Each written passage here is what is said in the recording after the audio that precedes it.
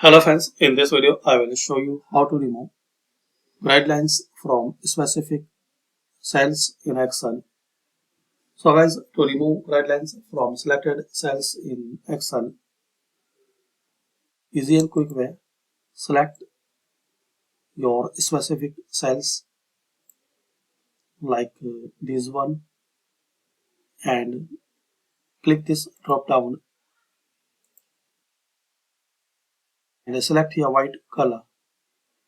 So select white as a background. So we can see in this specific cells we have not guidelines.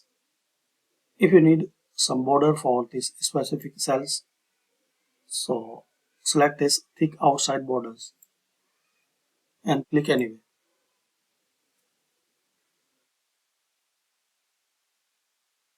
If you need entire column without guidelines, so select it and select here color white.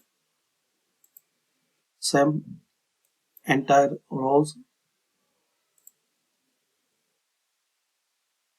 and to remove guidelines entire sheet, so select here this corner and select white color.